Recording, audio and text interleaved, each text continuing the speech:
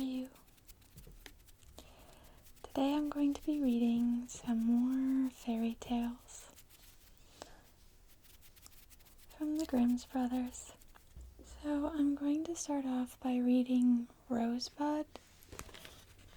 I've never read this one, so hopefully it's an okay story. Once upon a time there lived a king and queen who had no children, and this they lamented very much. But one day, as the queen was walking by the side of the river, a little fish lifted its head out of the water and said, "Your wish shall be fulfilled, and you shall soon have a daughter." What the little fish had foretold soon came to pass, and the queen had a little girl that was so very beautiful that the king could not cease looking on it for joy, and determined to hold a great feast. So he invited not only his relations, friends, and neighbors, but also all the fairies, that they might be kind and good to his little daughter. Now there were 13 fairies in his kingdom, and he had only 12 golden dishes for them to eat out of, so that he was obliged to leave one of the fairies without an invitation. The rest came, and after the feast was over, they gave all their best gifts to the little princess. One gave virtue, another beauty, another riches, and so on, till she had all that was excellent in the world. When 11 had done blessing her, the 13th, who was not invited and was very angry on that account, came in, and determined to take her revenge. So she cried out, "The king's daughter shall in her 15th year be wounded by a spindle, and fall down dead." Then the 12th fairy, who had not yet given her gift, came forward, and said that the bad wish must be fulfilled, but that she could soften it, and that the king's daughter shall not die, but fall asleep for 100 years. But the king hoped to save his dear child from the threatened evil, and ordered that all the spindles in the kingdom should be brought up and destroyed. All the fairies' gifts were in the meantime fulfilled, for the princess was so beautiful and well behaved and amiable and wise that everyone who knew her loved her. Now it happened that on the very last day she was 15 years old, the king and queen were not at home, and she was left alone in the palace. So she roved about by herself and looked at all the rooms and chambers, till at last she came to an old tower, to which there was a narrow staircase ending with a little door. In the door there was a golden key, and when she turned it, the door sprang open, and there sat an old lady spinning away very busily. "Why, how now, good mother?" said the princess.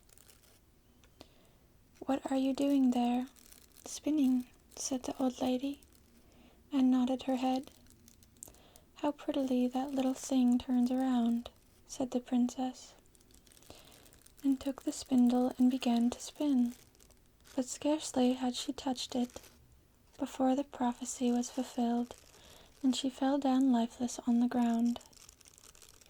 However, she was not dead, but only fallen into a deep sleep, and the king and the queen, who just then came home, and all their court fell asleep too, and the horses slept in the stables, and the dogs in the court, and the pigeons on the housetop, and the flies on the walls. Even the fire on the hearth left off blazing, and went to sleep, and the meat that was roasting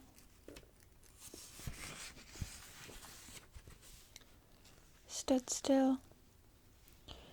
And the cook, who was at the moment pulling the kitchen boy by the hair, gave him a box on the ear for something he had done amiss, let him go, and both fell asleep.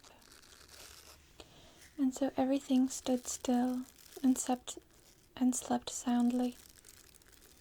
The large hedge of thorns soon grew around the palace, and every year it became higher and thicker, till at last the whole palace was surrounded and hid, so that not even the roof of the chimneys could be seen.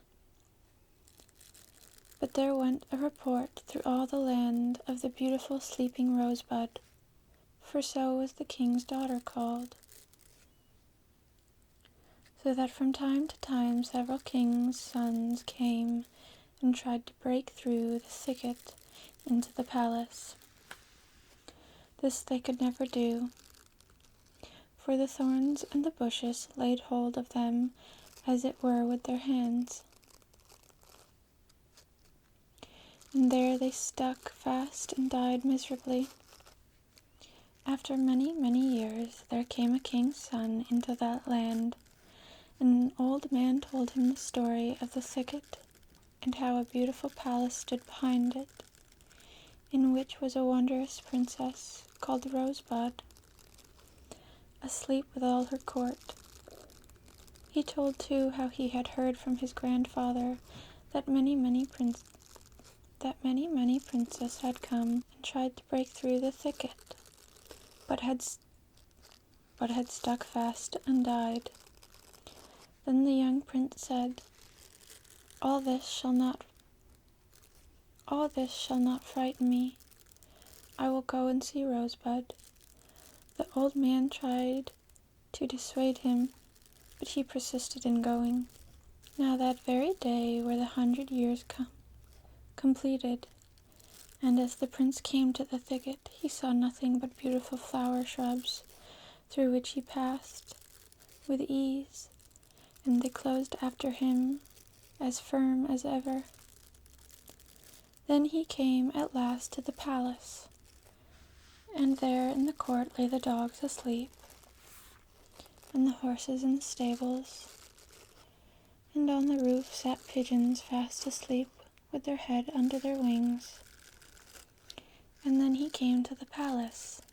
The flies slept on the walls, and the cook in the kitchen was still holding up her hand as if she would beat the boy, and the maid sat with a black fowl in her hand ready to be plucked. Then he went in still further, and all was so still that he could hear every breath he drew, till at last he came to the old tower and opened the door of the little room which Rosebud was in. And there she lay fast asleep, and looked so beautiful that he could not take his eyes off. And he stooped down and gave her a kiss, but the moment he kissed her, she opened her eyes and awoke, and smiled upon him. Then they went out together, and presently the king and the queen also awoke, and all the court, and they gazed on each other with great wonder. And the horses got up and shook themselves, and the dogs jumped about and barked. The pigeons took their head from under their wings and looked about, and flew into the fields.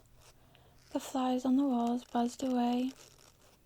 The fire in the kitchen blazed up and cooked the dinner, and the roast meat turned around again. The cook gave the boy the box on his ear so that he cried out, and the maid went on plucking the fowl.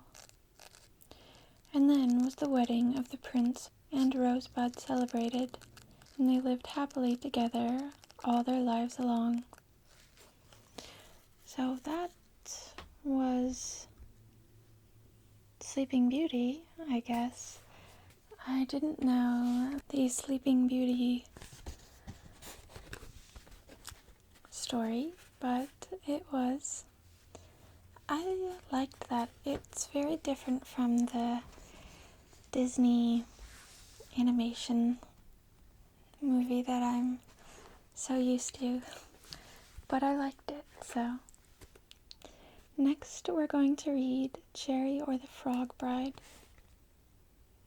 That one I truly have no idea what it is. 239.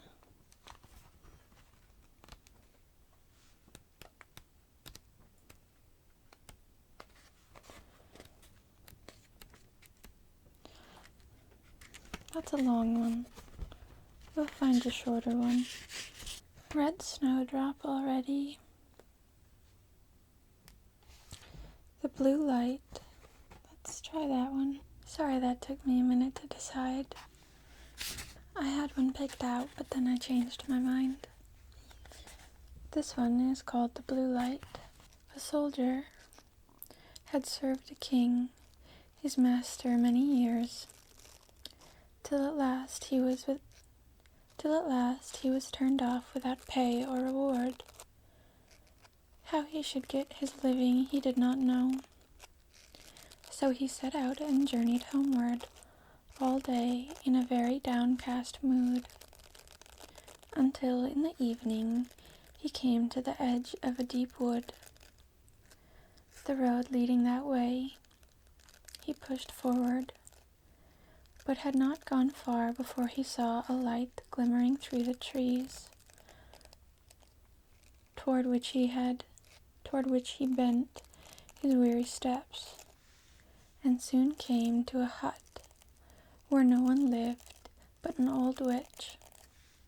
The poor fellow begged for a night's lodging and something to eat and drink, but she would listen to nothing. However, he was not easily got rid of, and at last she said, "I think I will take pity on you this once. But if I do, you must dig over my garden for me in the morning." The soldier agreed very willingly to anything she asked, and he became her guest. The next day he kept his word and dug the garden very neatly. The job lasted all day, and in the evening, when his mistress would have sent him away, he said, "I am too tired with my work that I must beg you to let me stay over the night." The old lady vowed at first she would not do any such thing, but after a great deal of talk, he cried his point, agreeing to chop up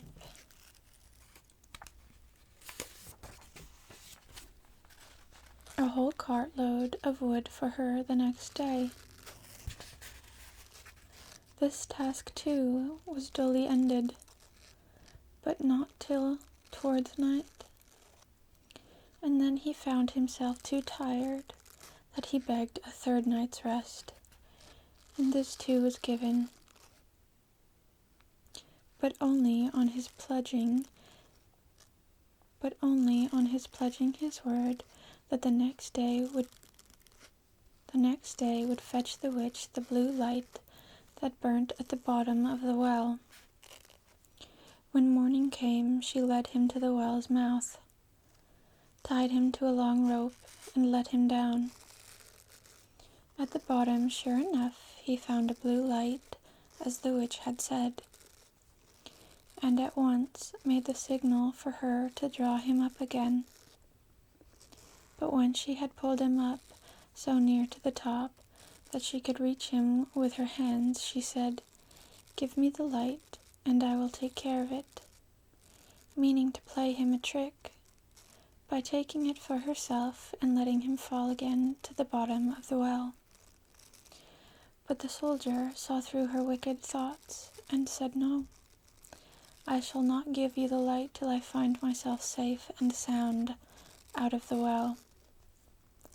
At this she became very angry and dashed him with the light she had longed for many years down to the bottom, and there lay the poor soldier for a while in despair, on the damp mud below, and feared that his end was nigh. But his pipe happened to be in his pocket, still half full, and he thought to himself, I may as well make an end of smoking you out. It is the last pleasure I shall have in this world. So he lit at the blue light and began to smoke. Up rose a cloud of smoke, and on a sudden a little black dwarf was seen making his way through the midst of it. "What do you want with me, soldier?" said he. "I have no business with you. I have no business with you," answered he. But the dwarf said, "I am bound to serve you in everything as lord and master of the blue light." "Then first of all, be so good as to help me out of this well." No sooner said than done. The dwarf took him by the hand and drew him up, and the blue light of course with him. "Now do me another piece of kindness," said the soldier. "Pray let that old lady take my place in the well." When the dwarf had done this, and lodged the witch safely at the bottom, they began to ransack her treasures, and the soldier made bold to carry off with much of her gold and silver, as he well could. Then the dwarf said, "If you should chance at any time to want me, you have nothing to do but to light your pipe with the blue light, and I will soon be with you." The soldier was not a little pleased at his good luck, and went to the best inn in the first town he came to, and ordered some fine clothes to be made, and a handsome room to be got ready for him. When all was ready, he called his little man to him and said, "The king sent me away penniless, and left me to hunger and want. I have a mind to show him that it is my turn to be master now. So bring me his daughter here this evening, that she may wait upon me and do what I bid her."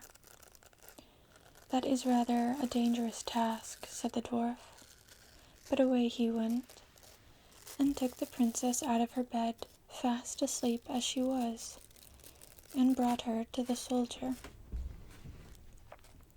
Very early in the morning he carried her back, and as soon as she saw her father, she said, "I had a strange dream last night. I thought I was carried away through the air to a soldier's house, and there I waited upon him as his servant." Then the king wondered greatly at such a story, but told her to make a hole in her pocket and fill it with peas, so that if it were really as she said, and the hole was not a dream, the peas might fall out in the streets as she passed through, and leave a clue to tell whether she had been taken. She did so, but the dwarf had heard the king's plot, and when evening came, the soldier said he must bring him the princess again. He strewed peas over several of the streets, so that the few that fell from her pocket were not known from the others, and the people amused themselves all the next day, picking up peas and wondering where so many came from. When the princess told her father what had happened to her the second time, he said, "Take one of your shoes with you and hide it in the room where you are taken to." The dwarf heard this also, and when the soldier told him to bring the king's daughter again, he said, "I cannot save you this time. It will be an unlucky thing for you if you are found out, as I think you will, but the soldier would have his own way. "Then you must take care and make the best of your way out of the city gate very early in the morning," said the dwarf. The princess kept one of her shoes on as her father bid her, and hid it in the soldier's room. And when she got back to her father, he ordered it to be sought for all over the town. And at last it was found where she had hid it. The soldier had run away, it is true, but he had been too slow, and was soon caught and thrown into a strong prison, and loaded with chains. What was worse, in the hurry of his fight, he had left behind his great treasure of the blue light and all his gold, and had nothing left in his pocket but one poor ducat. As he was standing very sorrowful, he saw one of his comrades, and calling out to him said, If you will bring me a little bundle I left in the inn, I will give you a ducat."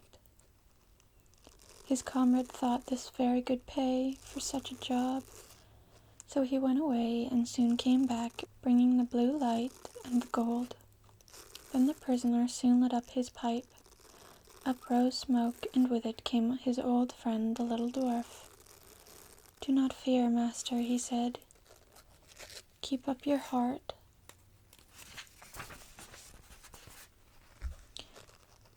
At your trial, and leave everything to take its course. Only mind to take the blue light with you." The trial soon came on. The matter was sifted to the bottom. The prisoner found guilty, and his doom passed. He was ordered to be hung forthwith on the gallows tree, but as he was let out, he said he had one favor to beg of the king. "What is it?" said his majesty. "That you will let me smoke one pipe on the road." "Two, if you like it," said the king.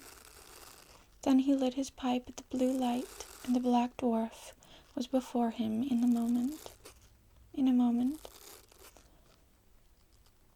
"Be so good as to kill, slay, or put to fight all these people," said the soldier. "And as for the king, you may cut him into 3 pieces. Then the dwarf began to lay about him, and soon got rid of the crowd around. But the king begged hard for his mercy, and to save his life, agreed to let the soldier have the princess for his wife, and to leave the kingdom to him when he died. Well, that was that story. Quite interesting, that one. But I rather liked it. I'll let you go from here. I hope you're feeling relaxed. And I will see you soon.